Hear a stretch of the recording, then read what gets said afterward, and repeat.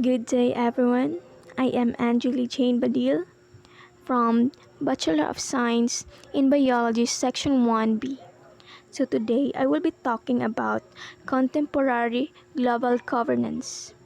So dito, maiintindihan natin kung ano nga ba ang mga influences kung paano gumagalaw ang governance ng mundo.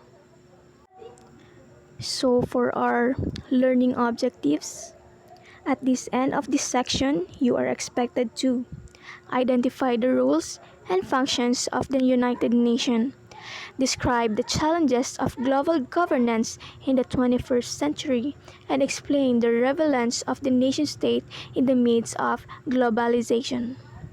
So first, let's define global governance. Global governance refers to the various intersecting processes that create world order. So, ibig sabihin, ito ay pamaraan upang maitaguyod ang kaayusan. Sa Pilipinas, meron tayong mga batas na ipinapatupad ng pamahalaan o government. The purpose of government is to implement peace and order. But in the concept of global governance, ang ibig sabihin nito ay meron tayong various intersecting process. Ang ibig sabihin nito ay meron tayong various intersecting process. Ang ibig sabihin ng various ay marami ang nagko-connect na proseso para makalikha ng mapayapang at maayos na mundo. According to Weissenthal 2014, global governance as the totality of norms, laws, policies, and bodies that define, comprise, and facilitate transnational relations between citizens, states, cultures, intergovernmental, and non-governmental organization. So, ang ibig sabihin, ang mga organisasyon, pamantayan, batas, patakaran, at katawan na tumutukoy. At ito rin ay nagpapadali sa mga transnational na relasyon sa pagitan ng mga mamayan, estado, kultura, intergovernmental at non-governmental na mga organisasyon. Good day, everyone. I'm Janine De Balderas, and this is a report in contemporary global governance. There are 6 major organs in contemporary global governance. The first major organ is General Assembly. It is the UN's main deliberate policy-making interrepresentative organ. Decision on important questions such those on peace and security, admission of new members, and budgetary matters. It requires 2/3 of GA. The GA Assembly elects a GA President to serve a 1-year term of office. All member states, at 193, have seats in the GA. The Philippines played a prominent role in the GA's early years when Filipino diplomat General Carlos P. Romulo was elected GA President from 1949 to 1950. Here we can see that the Chinese Xi Jinping addresses the United Nations General Meeting. Although the General Assembly is the most representative organization in the United Nations, many commentators consider the Security Council to be the most powerful. The second major organ is the Security Council or SC. This body consists of 15 member states. The GA elects 10 of these 15 to a 2-year terms, the other 5 sometimes referred to as Permanent 5 or the P5. The P5 are China, France, Russia, United Kingdom, and the United States. These states have been permanent members since the founding of United Nations and cannot be replaced through election. The United Nations was founded on October 24, 1945 in San Francisco, California, United States. The Security Council takes the lead in determining the existence of a threat to the peace or an act of aggression. In some cases, it can resort in imposing sanctions, or even authorizing the use of force to maintain or restore international peace and security. Because of these powers, states that seek to intervene militarily in another state need to obtain the approval of the Security Council. With the Security Council's approval, a military may be deemed legal. This is an immense power. Must have been placed on the Security Council's P5 due to their permanent seats and because each country holds veto power over the Council's decision. And the catch is, it only takes one veto vote from a P5 member to stop a Security Council action dead in its track. So in this sense, the Security Council's heir to the tradition of a great power diplomacy that began with the Metternich or the Concert of Europe system. The third major organ is the Economic and Social Council or ECOSOC. It is the principal body for coordination, policy review, policy dialogue, and recommendations on social and environmental issues, as well as the implementation of internationally agreed development goals. It consists of 54 members and elected for a 3-year terms. It is also the United Nations central platform for discussion on sustainable development. The fourth major organ is the International Court of Justice or ICJ. The task is to settle in accordance with international law legal disputes submitted to it by states. It gives advisory opinions referred to it by authorized United Nations organs and specialized agencies. The major cases of the court consist of disputes between states that voluntarily submit themselves to the court for arbitration. The Security Council may enforce the rulings of the ICJ, but this remains subject to the P5's veto power. Did you know Filipinos played a significant role in creation of human rights arbitration rules in the United Nations?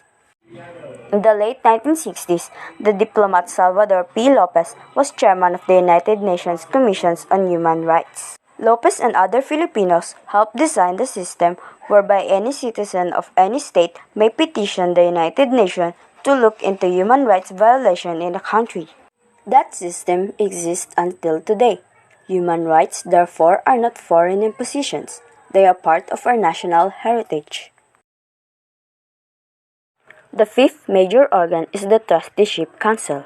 It is authorized to examine and discuss reports from the administering authority on the political, economic, social, and educational advancement of the peoples of trust territories and, in a consultation with the administering authority, to examine petitions from and undertake periodic and other special missions to trust territories. At the beginning of each session, the Trusteeship Council elects a president and a vice president from among the representatives of the members of the council. The president and the vice president hold their offices until their respective successors are elected for a maximum duration of 5 years. At its 73rd session in 2021, the Trusteeship Council elected Nathalie Brodeurs Estival of France as its president and James Carlucci of the United Kingdom as its vice president. The Trusteeship Council will meet again in December 2023. The sixth major organ is the Secretariat. It consists of the Secretary General and tens of thousands of international United Nations staff members who carry out the day-to-day work of the United Nations as mandated by the General Assembly and the organization's other principal organs. It is the bureaucracy of the United Nations serving as a kind of international civil service. Members of the Secretariat serve in their capacity as United Nations employees and not as state representatives. So after World War II, the United Nations was established with one central mission. In 1948, was responsible for bringing human rights into the realm of international law through the Universal Declaration of Human Rights. Under Article 55, UN Charter, universal respect and observance of human rights and fundamental freedoms for all without distinction to race, sex, language, or religion. In order to protect human rights, UN scrutinizes situations and issues reported to them and oversees the exercise of international human rights agreements. It takes responsibility for reviewing, monitoring, reporting, and commending human rights from a country-based perspective. Aside from maintaining international peace and security and protecting human rights, UN also carries the function of delivering humanitarian aid, promoting sustainable development, and upholding international law. In delivering humanitarian aid, UN is responsible for coordinating responses to emergencies and supports rapid humanitarian response for people affected by natural disasters and armed conflict. So, the Millennium Development Goals was set to promote sustainable development. In 2015, this was changed into the Sustainable Development Goals. The Millennium Development was set to promote sustainable development. So, ang Millennium Development ay isang pandaigdigang plano para sa pag-unlad ng itinakda ng United Nations noong 2000. Layunin ng Millennium Development Goals na mapaunlad ang kalagayan ng mga tao sa buong mundo sa iba't ibang aspeto ng buhay.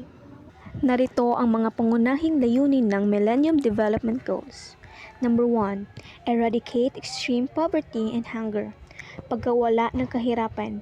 Layunin nito ang pagbawas ng kahirapan at gutom sa buong mundo. Number 2. Achieve universal primary education. Edukasyon para sa lahat. Itinataguyod nito ang edukasyon para sa lahat ng tao, lalo na sa mga bata. Number 3. Promote gender equality and empower women. Pagnanasa para sa kasarian at pagkapantay-pantay, layunin nito ang pagtutugma ng mga karapatan ng mga kababaihan at kalalakihan. Number 4. Reduce child mortality. Ang pagpapaliit ng kamatayan ng mga bata ay isang layunin na mahalaga para sa kalusugan ng mga kabataan at ng buong bansa, at ito ay maaring maaabot sa pamamagitan ng mga hakbang na pangkakalasugan at pamayanan. Number 5. Improve maternal health. Kalusugan ng ina at sanggol. Naglalayon itong mapanatili ang kalusugan ng mga buntis at ng kanilang mga sanggol. Number 6. Combat HIV or AIDS, malaria and other diseases. Kalusugan ng lahat. Target nito ang pagpapabuti ng kalusugan ng lahat ng tao. Number 7. Ensure environmental sustainability. Komunidad ng kapaligiran. Layunin nito ang mapanatili ang kalikasan at proteksyonan ang mga yamang natural. Number 8. Develop a global partnership for development. Global na pagtutulungan. Isinasalaysay nito ang kahalagan ng kooperasyon ng mga bansa upang maabot ang Millennium Development Goals. Matapos ang 2015, pinalitan ito ng Sustainable Development na patuloy na naglalayong mapaunlad ang kalagayan ng mundo. Sustainable Development Goals. These goals are the blueprint to achieve a better and more sustainable future for all. This collection of 17 global goals covers social and economic issues including poverty, hunger, health, education, global warming, gender equality, water sanitation, energy urbanization, environment, and social justice. So let's move on. So, the challenges of global governance in the 21st century. Ethnic conflicts, infectious diseases, climate change, food insecurity, and other pressing threats are increasingly threatening global security and stability. Ang mga hamon ng pandaigdigang pamamahala sa ika-21 siglo ay nagmumula sa masalimuot na kalagayan ng ating mundo. Pagbabago ng klima. Ang pag-init ng mundo at epekto nito sa kalikasan at lipunan ay nagdadala ng malalaking problema sa global governance. Pagtaas ng populasyon. Ang paglago ng populasyon sa iba't ibang bahagi ng mundo ay nagdudulot ng mga isyu sa kalusugan, edukasyon at yaman. Teknolohiya at seguridad. Ang pag-usbong ng teknolohiya ay nagdadala ng mga banta sa seguridad at privacy. Ang global governance ay kinakailangan upang itaguyod ang cybersecurity at regulasyon ng teknolohiya. Katiwalian at kaharasan. Ang katiwalian at kaharasan sa mga gobyerno at lipunan ay nagdudulot ng instability sa buong mundo. Kinakailangan ang kooperasyon sa pagtugon sa mga ito. Ang mga ito ay ilan lamang sa mga pangunahing hamon ng global governance sa ika-21 siglo. Ang mga bansa ay kinakailangan magtulungan upang hanapin ang mga solusyon sa mga problemang ito upang mapanatili ang pandaigdigang kapayapaan at kaunlaran. So next, dito natin malalaman kung paano ito kaimportante ang global governance. So, it can serve as a beacon that help us negotiate these rapids of contemporary human interaction. Ang global governance ay tinatampok sa pagsasani ng mga bansa na magtulungan at magkaroon ng kooperasyon sa mga pandaigdigang issue. Ito ang mga aspeto nito ay number 1, pagtugon sa global na problema. Mahalaga ang pandaigdigang pamamahala upang masolusyonan ang mga problema na nakakaapekto sa buong mundo tulad ng climate change, pandemya, kahirapan at iba pa. Number 2, pagtutulungan ng mga bansa. Ipinapakita ng contemporary global governance ang pangangailangan ng mga bansa na magtulungan at magkasunduan sa mga isyu upang mapanatili ang kapayapaan at kaayusan. Number 3, proteksyon ng karapatang pantao. Ito rin ay naglalayong protektahan ang karapatang pantao sa buong mundo at itaguyod ang katarungan at pagkapantay-pantay. Number 4, ekonomikong kooperasyon. Sa pamamagitan ng global governance, mas napagtutuunan ang ekonomikong pagtutulungan at pagbuo ng mga alituntunin para sa pandaigdigang kalakalan. Sa kalahatan, ang contemporary global governance ay naglalayong mapanatili ang mundo ng maayos at payapa sa pamamagitan ng kooperasyon at pagtutulungan ng mga bansa sa mga pandaigdigang isyu.